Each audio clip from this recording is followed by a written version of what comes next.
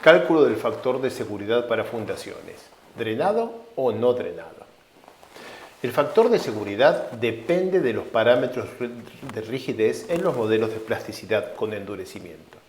Mientras aumenta el factor de seguridad, o sea, mientras aumenta el factor de reducción de parámetros resistentes, más y más terreno entra en plasticidad. Por ejemplo, aquí hay todo un sector que estaba en estado elástico y que a medida que se reducen los parámetros resistentes, entra en plasticidad. Cambian los módulos, hay cambios de volumen y por lo tanto cambian las presiones de poros. Si el ángulo de dilatancia es mayor que 0, recordemos, el factor de seguridad no drenado podría alcanzar infinito porque la presión crece sin límite.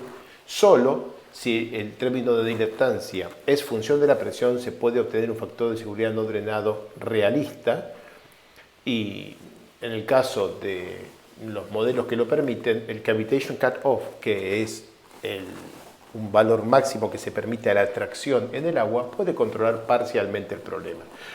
Aquí pongo una filmina de otro de las clases que recuerda que el factor de seguridad que estamos calculando para problemas de fundaciones es uno que sigue una trayectoria de tensiones con presiones ampliamente cambiantes. No es el caso de los taludes, es un caso en el que la trayectoria de tensiones va cambiando a medida que se van reduciendo los parámetros resistentes.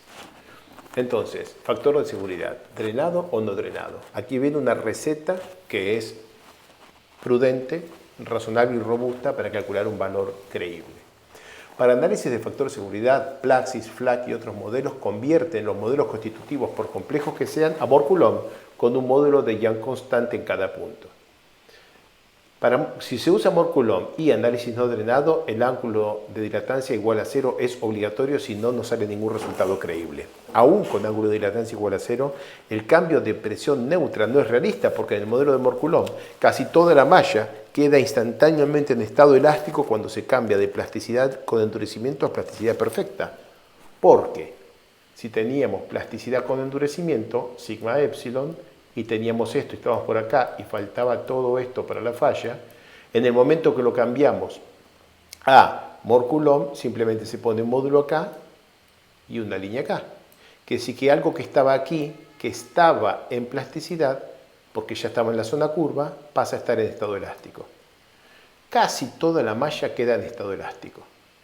Y entonces, la presión neutra sí cambia solamente en función del módulo de Poisson, en general ni cambia.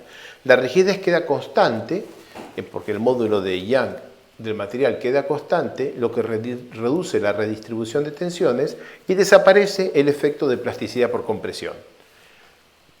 Como el material queda en estado elástico en casi toda la malla, las presiones de poros no cambian y entonces esto no es muy dañino. Pero de todas maneras, conceptualmente es muy discutible. Yo recomiendo no convertir los modelos a Mohr-Coulomb cuando se puede. Por supuesto, no hay manera de no convertirlos cuando se usan los procedimientos por defecto que tienen los programas comerciales. ¿Qué podemos hacer? Recomendaciones. Vamos a hacer algunas recomendaciones. El método de cálculo de factor de seguridad es razonable cuando el problema no tiene sobrepresiones de poros. Si hay sobrepresiones de poros, entonces imponga un ángulo de dilatancia igual a 0 en todos los materiales no drenados, hago un análisis drenado y calculo el factor de seguridad drenado. No es que el análisis es drenado en todas las etapas. Tenemos una primera etapa, segunda etapa, tercera etapa de cualquier problema, qué sé yo. Construimos la base, ponemos la carga, ponemos otra carga y acá queremos calcular el factor de seguridad, con lo que vamos a calcular una etapa más de cálculo de factor de seguridad.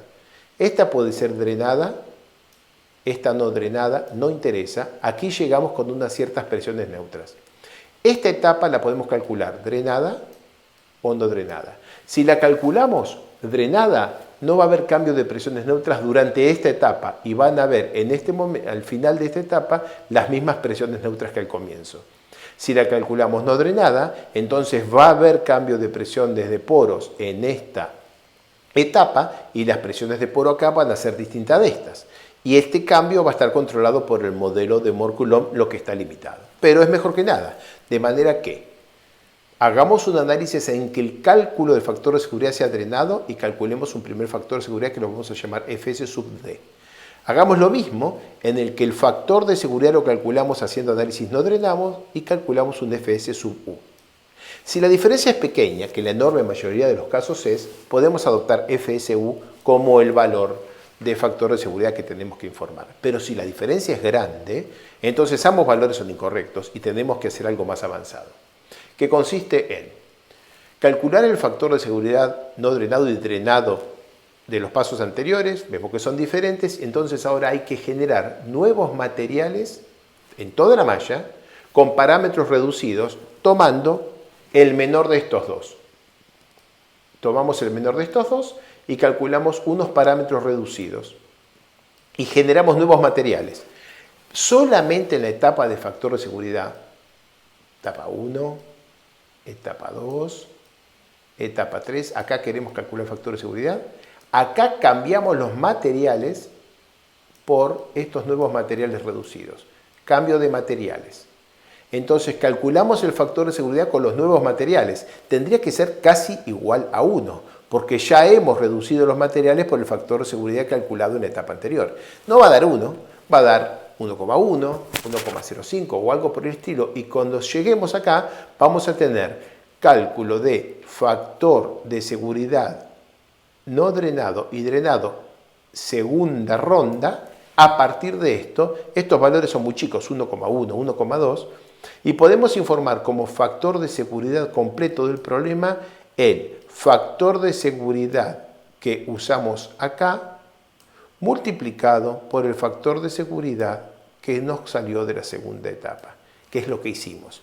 La mayor parte de la plasticidad asociada al cálculo de factor de seguridad la hicimos con el modelo constitutivo correcto. Usamos el modelo constitutivo correcto y solo nos quedó este pequeño error marginal que para todos los aspectos prácticos no tiene ninguna importancia. Este método de cálculo de factor de seguridad es robusto y es esencialmente independiente de qué tan cerca o lejos este factor de seguridad que hayamos elegido aquí esté de ser el valor final.